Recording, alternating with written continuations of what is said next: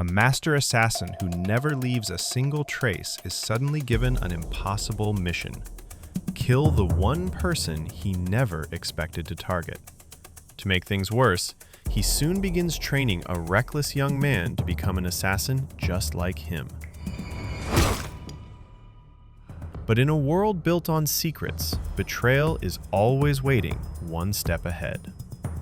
The story starts at a heavily guarded luxury villa in Colombia, where an international crime boss goes for his usual morning swim. There, he notices his expensive watch lying at the bottom of the pool. As he dives to retrieve it, a hidden assassin suddenly grabs him from below and silently drowns him underwater before anyone can notice. The killer then stages the scene to make it look like an accidental drowning, slips into the basement, changes into a chef's uniform, and calmly blends in with the staff to escape the villa. After timing his getaway carefully and using a passing boat to aid his escape, he returns to his secluded base.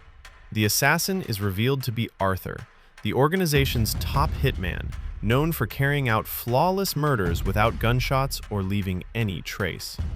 Arthur never rushed his jobs. He spent a full month researching his target, a cruel Mexican smuggler hated by everyone around him, before executing the perfect drowning that the news later reported as an accident.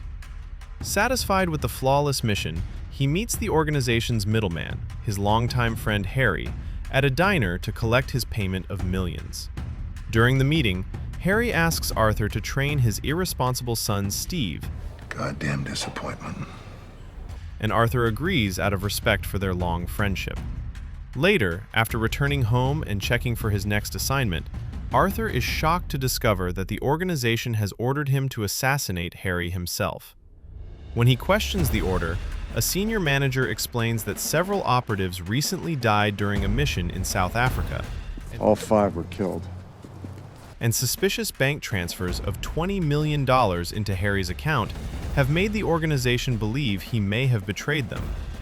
If you're enjoying the story so far, don't forget to like the video. Arthur is ordered to personally assassinate his close friend Harry within 48 hours. 48 hours, or we'll proceed without you. Since their relationship would make the job easier and leave no evidence.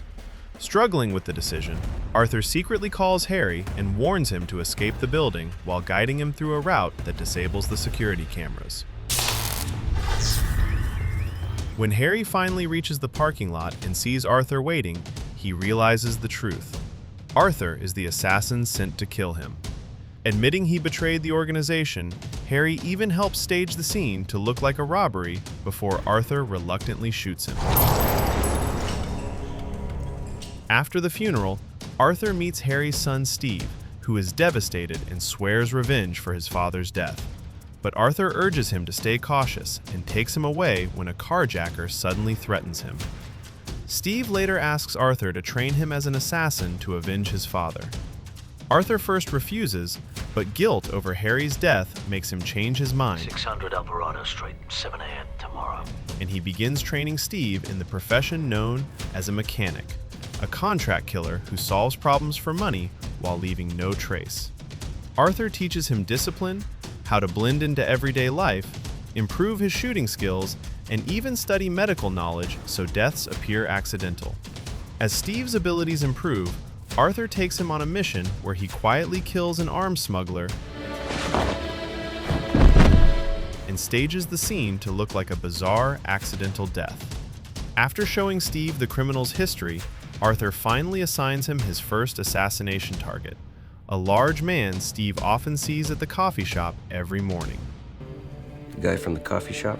Steve learns that his first target is also a mechanic from another organization.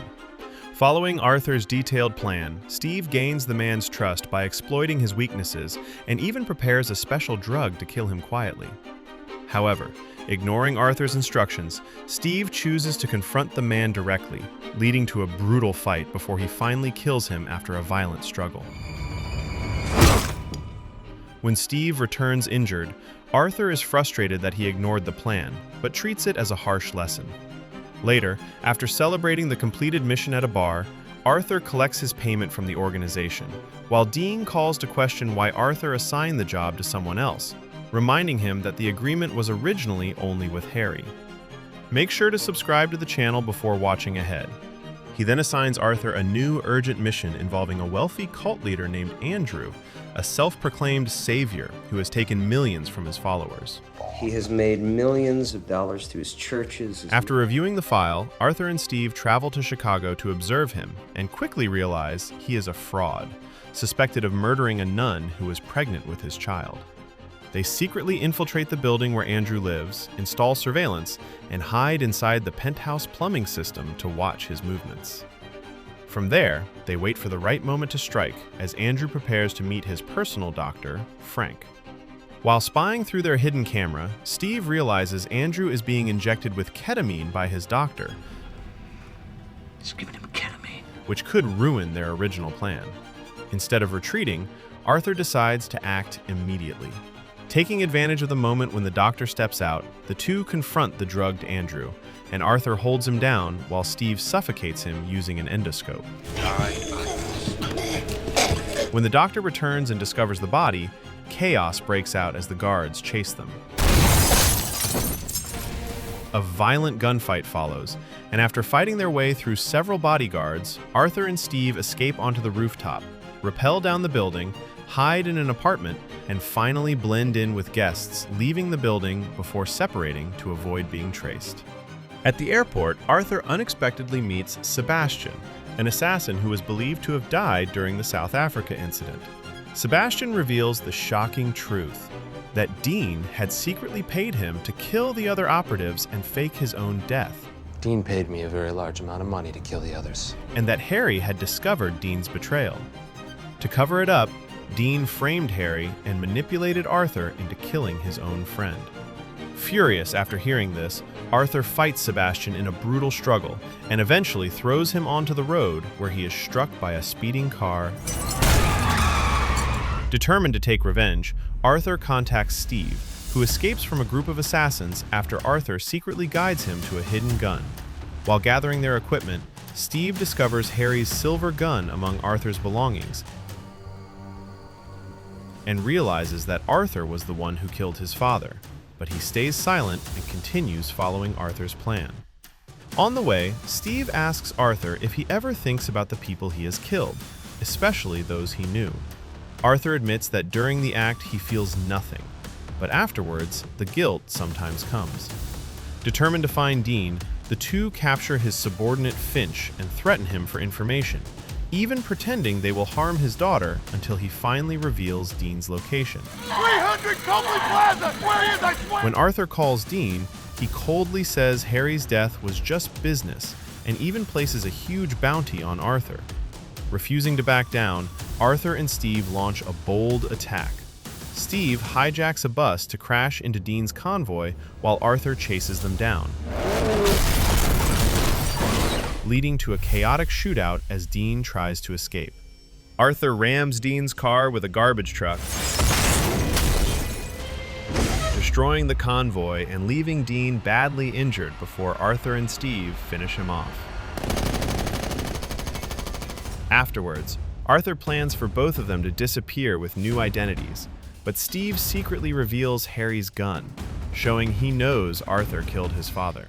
At a gas station, Steve pretends to reconcile, but secretly spills gasoline and shoots the car, causing a massive explosion that he believes kills Arthur.